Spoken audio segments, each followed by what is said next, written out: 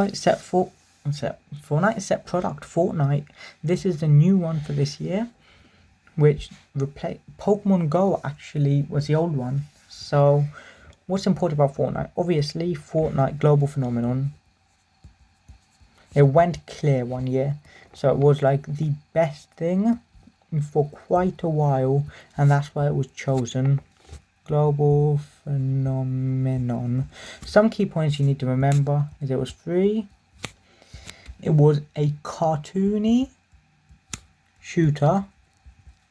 It incorporated new things never seen before, and obviously most of you have probably played it.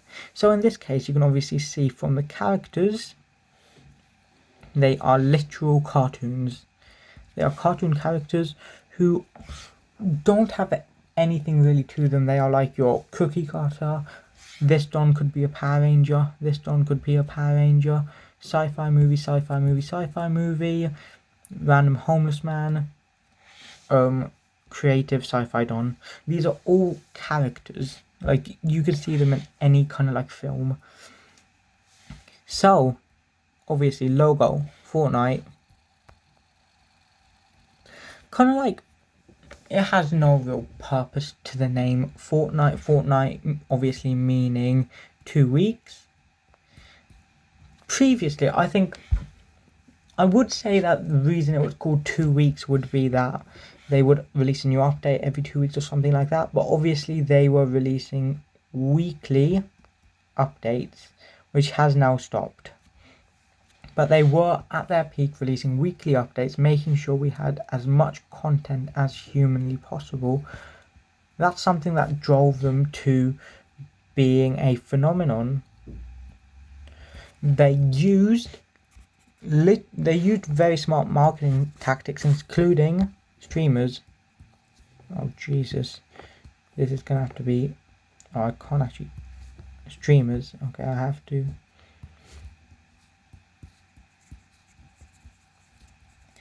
They use streamers, so like massive public figures were used to actually be able to promote their game. People like Ninja were used, and they also rose to fame. And as they rose to fame, Fortnite also rose to fame, thus kind of like driving it to newer levels. At the very start, people like Lachlan, who is a massive Fortnite streamer, actually got paid to play the game, and he enjoyed it. And because he enjoyed it, he proceeded to play more.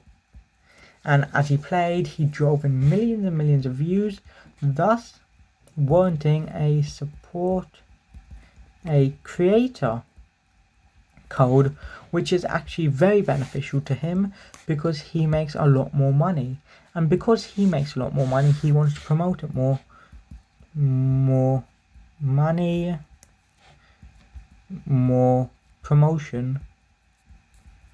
And at this moment, they changed their policy. So when you actually plug your support creator, you have to actually specify that as a paid promotion. So obviously, this was one way in which Fortnite drove success. They obviously use streamers to be able to make life easier for them because they don't have to pay for publicity. Second one, skins. After like a few weeks, being like a default had like a negative sigma. And because it had that negative sigma around it, people would want to buy skins. So as they bought more skins, they became more addicted, and as skins were literally like $8 a pop, probably, it literally meant that they were making millions a day because people were spending that amount of money. Then they released stuff such as the Renegade Raider, etc. So rare skins means rare accounts. which actually meant you could go and do stuff such as account selling. This led to a lot more stuff in a way, because people saw this as business. People would start buying skins that they thought looked sick, or they'd start completing battle passes quicker, etc., just so they'd be able to get these skins. And Fortnite played on this. They played on the fact that people like free stuff. So in Season 8, free battle pass. So they gave this out to anyone who completed X amount of challenges. And what this meant was they could actually afford to buy the Season 9 battle pass. That's not 9, that's a P, Jesus. Then the Season 10, and this would cause them to keep playing. And as they played more, this actually led into the fact that Fortnite made more money, and as they made more money, they kept doing this, and over time, this became better for them. So now, the main I swear to God. So now, some other context issues. So the first one is obviously Apple. Fortnite and Apple had an issue where Fortnite lowered prices. So Fortnite lowered V-Buck prices if you bought them directly from their website. So in that way, they actually managed to override Apple TOS. So Apple's terms and services were overridden, and because of this, they took legal action, and Fortnite's obviously off the App Store. This boosted them quite heavily, because obviously Fortnite had the issue of dying in a way. It's still massive, but had the issue of dying off.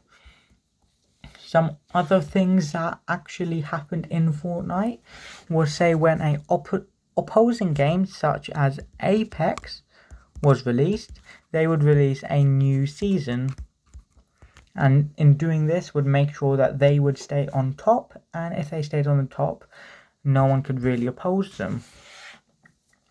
So that is the main parts about Fortnite that you really need to know. Some context for now. So obviously new game, new season, issues with legal stuff. The main points that it's free, it's a cartoony style, it's not first person shooter, it's third person shooter. Obviously using streamers, using skins to be able to boost their publicity, and finally their use of musicians plus people in the public eye. Obviously the Travis Scott and Marshmallow contest. Travis Scott and Marshmallow stuff, which obviously they did to be able to boost more publicity, which overall drive them a higher player base by actually making one of the most popular concerts in existence online. Peace.